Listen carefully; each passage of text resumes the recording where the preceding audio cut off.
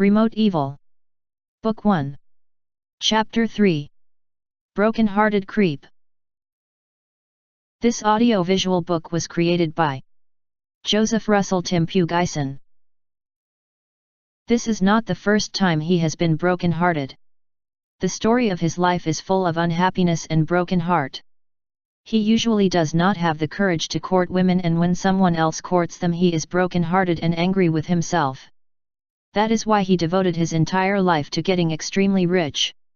He thinks that when he becomes extremely rich women will find him attractive and fall in love with him. But becoming extremely rich is a very hard thing to achieve, and he is no exception. Up to now he has not achieved his ambition. It even took a long time for him to just have a decent amount of wealth. He is just another average common working man. Not poor but not rich either. The sad thing for him is that he is now old and past the age when people usually innocently fall in love and usually start families. He tried courting women when he was just still of not so average wealth, but he usually falls for the beautiful but money-hungry women who either just laugh at him or leech money from him. These women always passes him over for more richer and handsomer men. This is him now. A lonely single old bachelor. He has been too busy trying to get rich that he forgot the meaning of love or even the knowledge of how to court women. His thinking towards women has not matured at all. He is still stuck lusting after young and beautiful girls half his age. He gets more broken-hearted and cynical with life, especially with women, with each passing failure to charm a woman. Now his anger is at its boiling point. He thinks that Cherry was the ideal girl. Kind, sweet and beautiful. The girl next door type. An ideal girlfriend a man will be proud of to show to his friends. Things have changed for Norman ever since the incident at the park. Cherry is a different person now to Norman. To Norman she is just another common slut. She is just another beautiful woman who would use her beauty and body to get what she wants. This is what Norman thinks of her now. He also thinks she is beneath him. To him she is a beauty without brains and is only good for sex. These are all the things going in the mind of Norman these days. When Norman falls for a woman he really falls hard.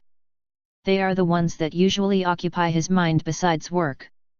I will get my revenge, he tells himself.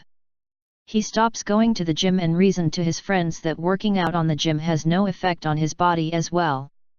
His friends accepted his excuse. They all agreed that he was too lazy anyway to work out, that going to the gym is practically useless for him. He seldom contacts his friends, but this time he further cuts back socializing with them to the point of becoming isolated socially. He concentrated on his work much more than ever. His near fanatical ambition to become extremely rich has almost excluded everything else in his life. He gained even more weight and completely ignored his health and hygiene. He worked much faster and went home much earlier. He is almost completely isolated socially from his office mates and he does not care. He also refused overtime and other odd job requests from his boss. Manipulating him to do office tasks not related to his job using sexy and beautiful young girls does not work on him anymore. When at home he mostly stayed in his bedroom. In fact, he completely stopped cleaning his house, which he did sometimes before the incident at the park. Except for work and going to the grocery, he has no other social life. Nobody notices these changes to the life of Norman because his friends no longer see him. His social media life is also stagnant. Nobody notices because they are all too busy with their lives to notice that Norman has almost isolated himself from society. Nobody cared for Norman anyway from the start, and the isolation of Norman just formalized it. Not even his own family. His mother left him and his father when he was still very young. She ran away with another man. His father died a long time ago from a lung disease when he was in his teens. He never went to university. While other kids like him were enjoying themselves playing and being educated, he already worked for a living. He spent most of his life doing different jobs and self-educating himself. He learned to live on the streets at one period in his early life where he learned smoking, drinking, and other vices. He developed acquaintances within the underground economy and has a few contacts with what could be described as questionable characters, of which he trades services, knowledge, and electronics equipment with. This is how he makes extra money, which he usually uses to finance the research and development of his inventions.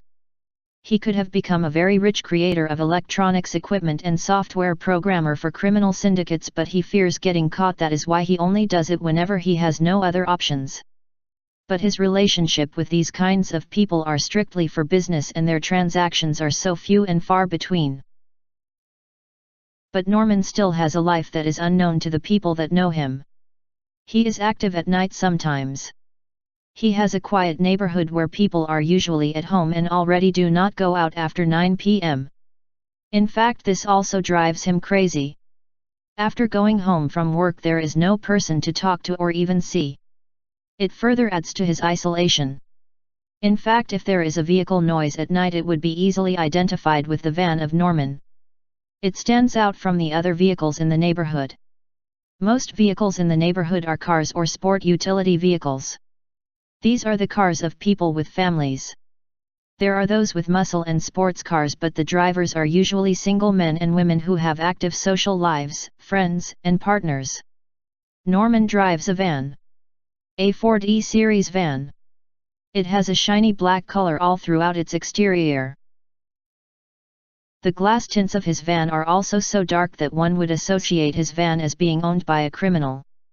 He uses the large cargo capacity of the van to bring home work from the office, which usually comprises the physical product prototypes of his company. His company trusts him, that is why they allow him to bring home classified company product prototypes. His bosses think he is just a workaholic and a nerd who has no social life except working, and they want to take advantage of it. They think they are saving money by not having to pay him while he does office work at home. Little do they know that Norman is already duplicating the prototype products of the company and improving them for his own financial gain. Norman intends to start his own company one day. He thinks that by being a boss with his own company, the outlook of people towards him will change. He thinks he will be respected by people, especially those whom he suspects laugh at him when he turns his back on them. He thinks people, especially women, will be attracted to him when he becomes a boss with his own company. His idol is Bill Gates, the richest man in the world, the owner of Microsoft Corporation. In fact, he has plenty of biography books as well. They are mostly about the rich and powerful men of the business world. But he also has biographies of famous musicians, especially rap stars. In fact, Norman likes to pattern his life after the lives of rap stars he sees on media. He likes their clothes but is afraid to wear them. He likes their gangster persona, that is why his van looks like it is owned by a criminal, but most of all he likes the women he sees on rap videos. These are the kinds of women he likes and always fails to get. Norman may be old now, but his lust for these kinds of women has not changed at all. This is one of the nights where Norman goes out.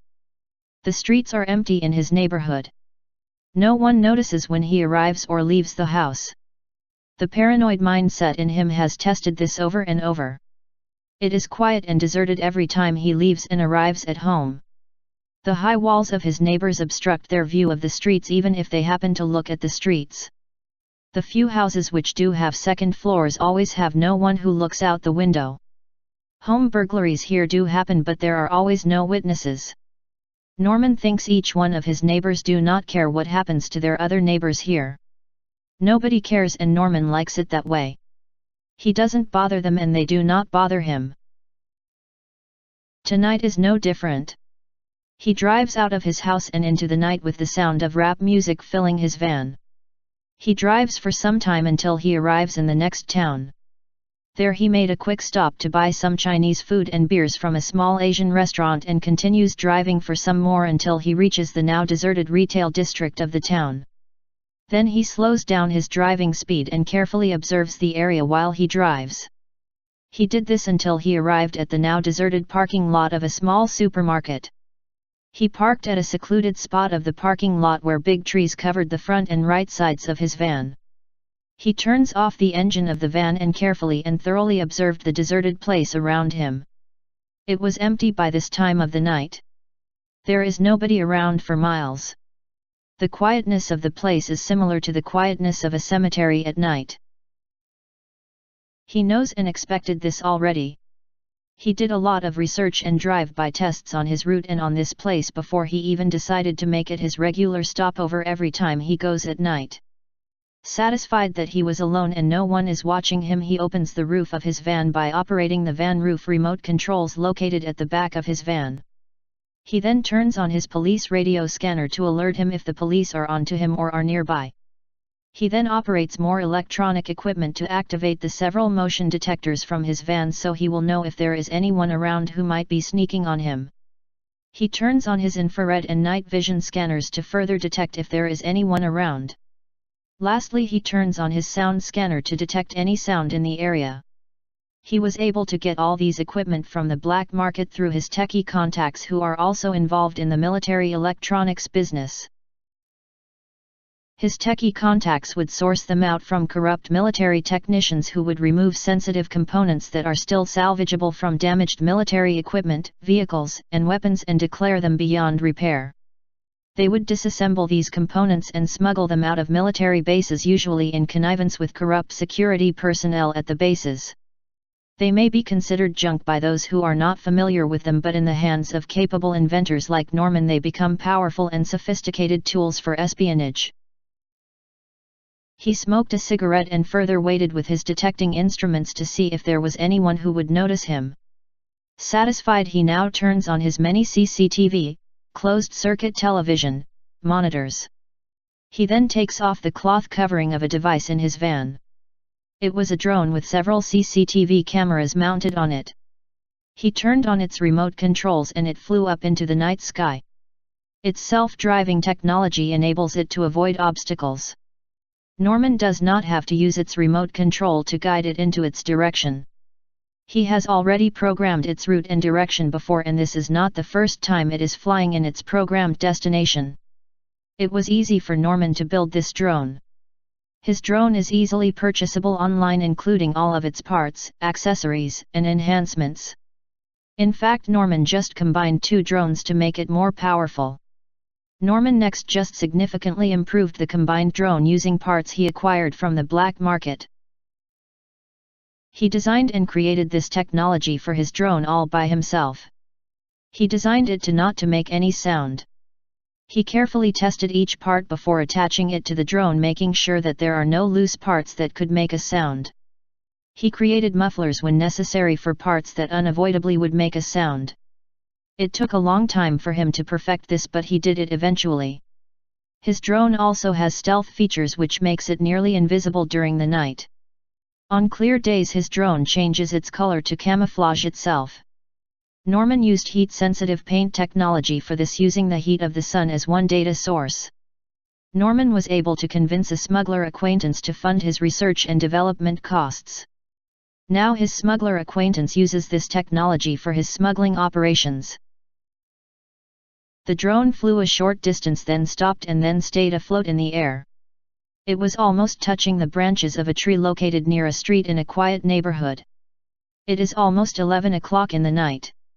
The CCTV monitors in the van of Norman displays the second story of a house. The CCTV monitors lock into a wall with a large window in the center. The CCTV images are dim because it is almost pitch black dark in this time of the night in the area.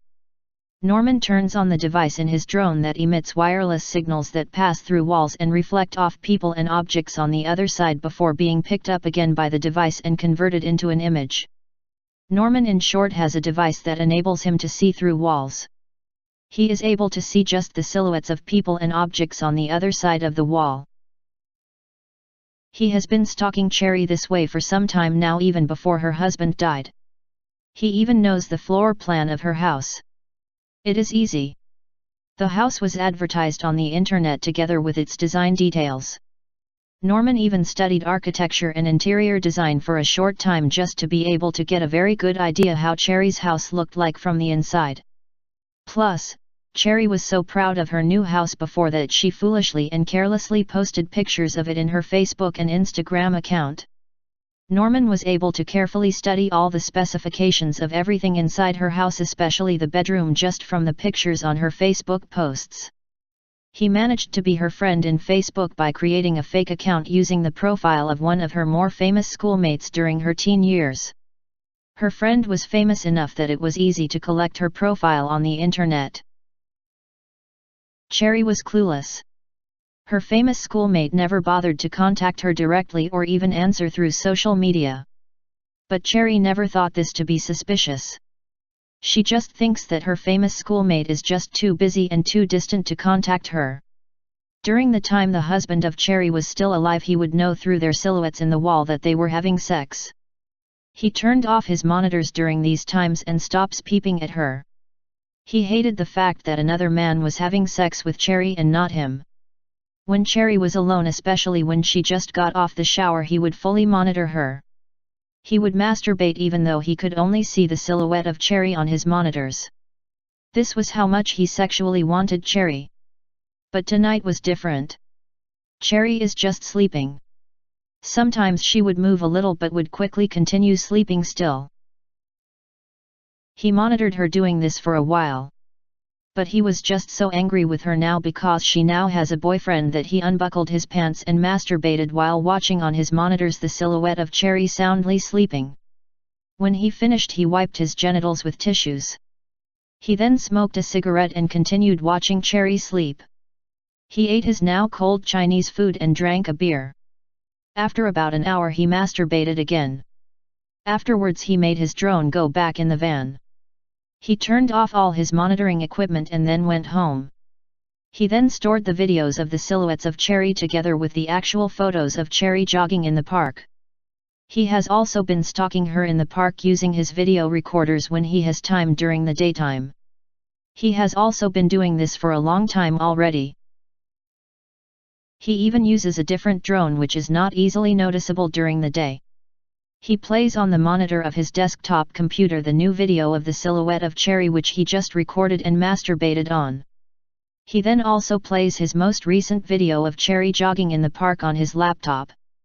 He then puts on a headset which he plugs in his laptop so only he can hear the sounds coming out of his laptop. He then plays the recorded audio of the sex moans of a female porn star which he took from one of the pornographic websites on the internet. He masturbated while simultaneously watching the two videos of Cherry and while listening to the recorded sex moans of a female porn star. When he finished masturbating, he just wiped his genitals and hands with tissues and never bothered to wash. He slept soundly that night while listening to rap music. End of chapter.